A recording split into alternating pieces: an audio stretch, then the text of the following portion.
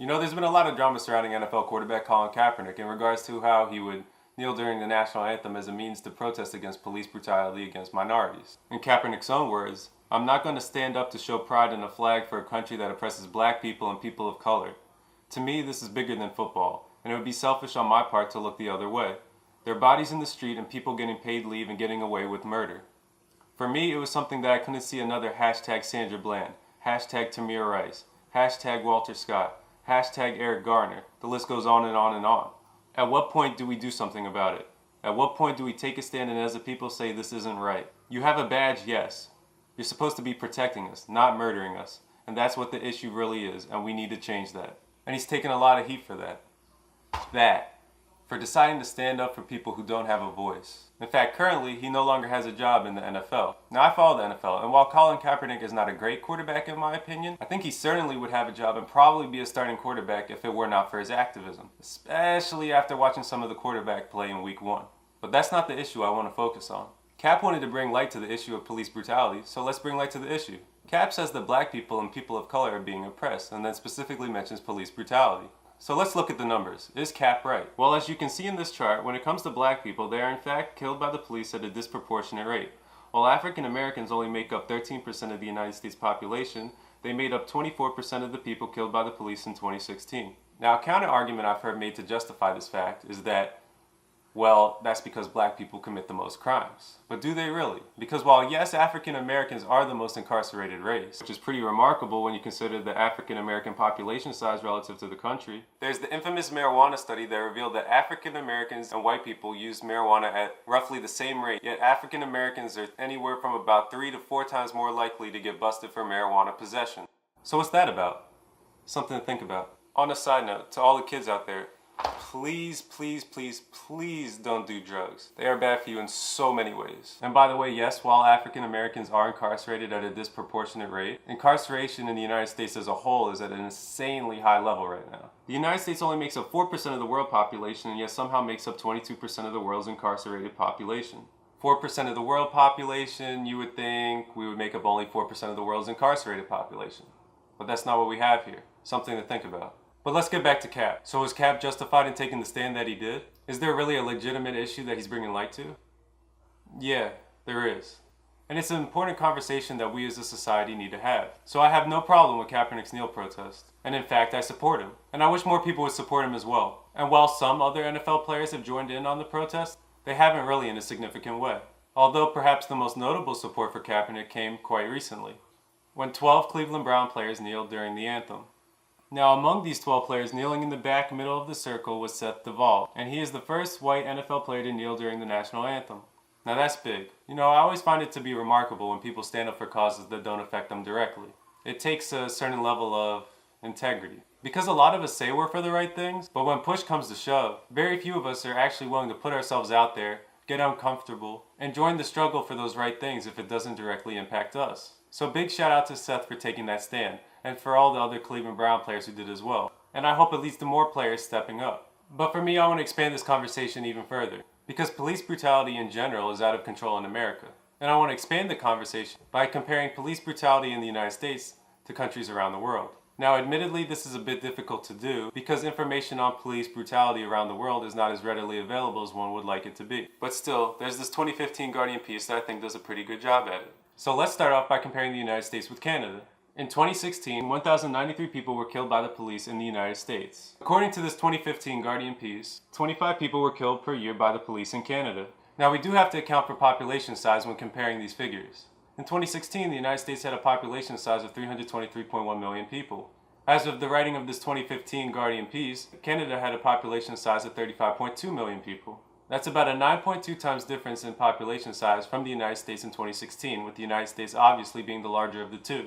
Even when you account for this difference in population size, by multiplying the average of 25 police killings per year in Canada by the about 9.2 times difference in population size, you're still talking about 229 people in Canada being killed by the police per year, compared to the 1,093 people killed by the police in the United States in 2016.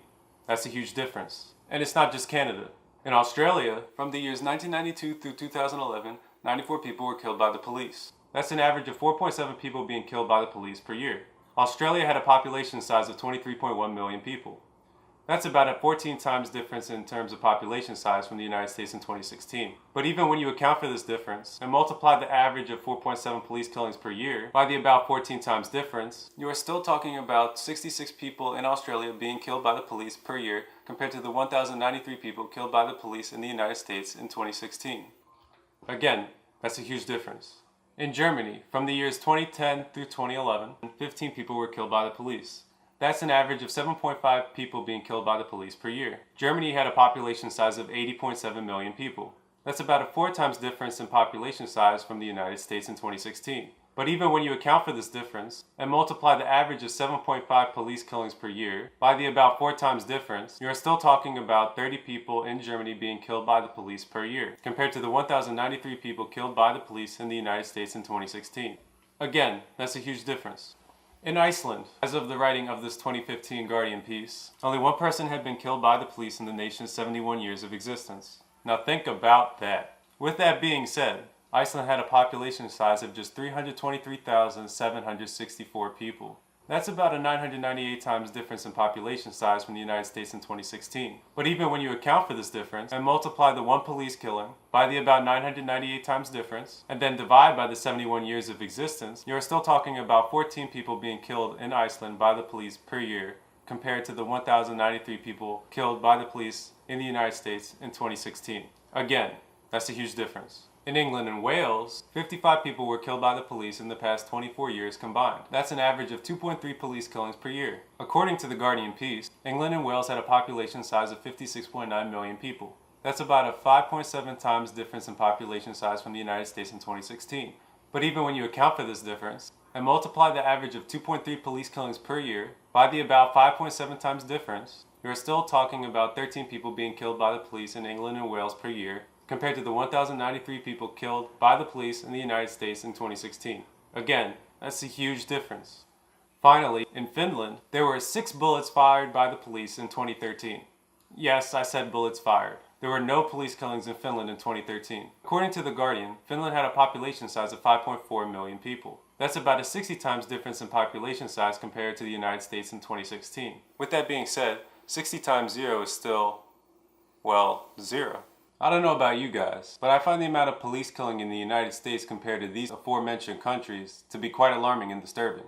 We can do much, much better as a country when it comes to police brutality. Now there's one last aspect of this cap controversy that I would like to discuss, and that's our obsession with the US flag, our anthem, and the military, which I honestly find to be quite disturbing.